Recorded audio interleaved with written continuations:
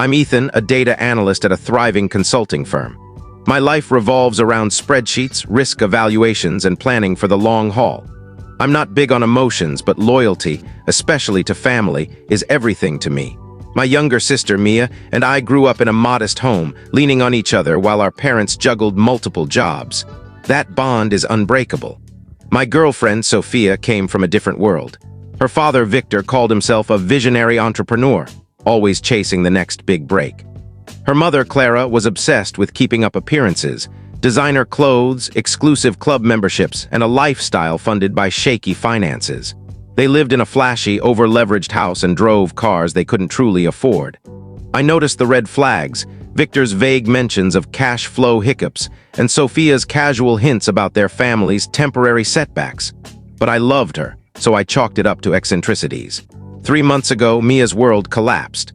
The marketing agency where she worked as a creative lead downsized, wiping out her team overnight. She's a single mom with a 5-year-old daughter, Lily, and her income was their lifeline. When she called me, her voice shaky, she wasn't begging for money, just advice. I told Sophia about it over dinner at my condo, suggesting I could cover Mia's rent for a few months to give her breathing room. I expected compassion, maybe a discussion. Instead, Sophia barely looked up from her phone where she was browsing luxury spa packages. "That's tough for her," she said, her tone icy. "But why is it our problem? She's an adult. She needs to handle it herself." I was stunned. "Sophia, she just lost her job. She's got a kid. This is what family does." She rolled her eyes. "Your family, maybe. Mine deals with their own issues. We've got our own plans, our vacation, our future. Tell her to figure it out. It's not my problem." Her words hit like a spotlight cutting through fog, exposing her true colors. My sister was a burden to her, a line item to be dismissed.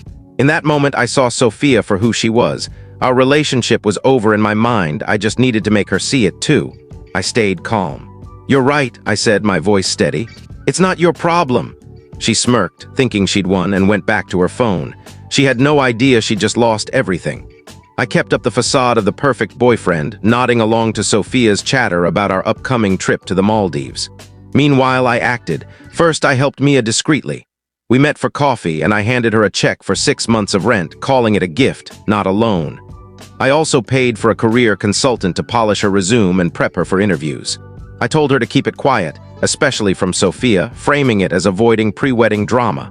Mia was grateful and agreed. Next, I dug into Sophia's family finances. My job made unraveling money trails easy. Victor's history was a mess. Failed startups, unpaid loans, and a string of lawsuits. Sophia, I discovered, had been quietly transferring small sums from our joint account to her parents. The amounts were subtle but consistent, always after urgent calls from Victor. Worse, she'd used my credit card to cover their $6,000 annual yacht club membership, hiding it under a vague vendor name, Elite Lifestyle Services. The betrayal was staggering. Sophia wasn't just indifferent to my family, she was funneling my money to prop up her parents' facade. Meanwhile, Mia was thriving. With the consultant's help, she landed a better job as a creative director within 6 weeks, complete with a raise and a signing bonus. When I told Sophia, she gave a smug nod. "See, people figure things out when you don't coddle them." The irony was almost too much. Victor's latest scheme, a vague green energy startup, was crumbling. Sophia's anxious texts from him were piling up. I knew the ask was coming. Sure enough, one evening, Sophia sat me down, her face a mask of concern. Victor needed a $40,000 short-term loan to seal a major deal. She handed me a glossy pamphlet filled with buzzwords but no substance. "I'll need to review it," I said, keeping my tone neutral. "Let's have your parents over for dinner Friday to discuss it." Sophia lit up, thinking I was hooked. "Perfect, Dad will explain everything." Friday arrived and I was ready. I'd compiled a dossier, bank statements showing Sophia's transfers, credit card bills with the yacht club charges, and records of Victor's failed ventures. Over dinner, Victor launched into his pitch, a dizzying mix of jargon and promises of game-changing returns.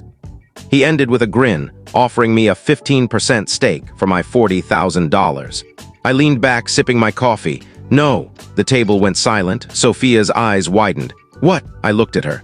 "Tell him to figure it out. It's not my responsibility." Her face paled as I echoed her words. Before she could respond, I slid the dossier across the table. "For months, Sophia, you've been draining our account to bail out your dad. You used my card to pay for their yacht club dues. You call my family a burden, but you're funding this." I tossed Victor's bankruptcy records onto the table. "A man who burns through other people's money and calls it business." Victor sputtered, Clara gasped, and Sophia's voice shook. "You helped Mia behind my back." "Of course," I said. "That's what family does. Mia's thriving now because I supported her. Your family, they're a black hole." I turned to Sophia. "We're done. You have 1 week to move out." Sophia didn't go quietly. She and Clara tried everything, pleading, threatening, even claiming I owed them. I had my lawyer send an eviction notice and change the locks. They spread lies, painting me as a heartless jerk who dumped Sophia before our trip. But Mia and her husband had already shared the truth with our friends. Sophia's callousness toward my sister's crisis contrasted with her secret support for her parents' scams. Their smear campaign collapsed, exposing their greed. Victor's startup imploded and their house was sold to cover debts. Their cars were repossessed and the yacht club membership was canceled. Sophia moved in with her parents, taking a low-level job at a call center. From what I hear, she's miserable, selling off her designer bags to make ends meet. A year later, I was at a park with Mia, her husband, and Lily, celebrating Mia's new promotion. As we laughed, I spotted Sophia across the street, arm in arm with a guy who reeked of Victor's fake swagger. She saw us, saw the family she'd dismissed, now happy and secure.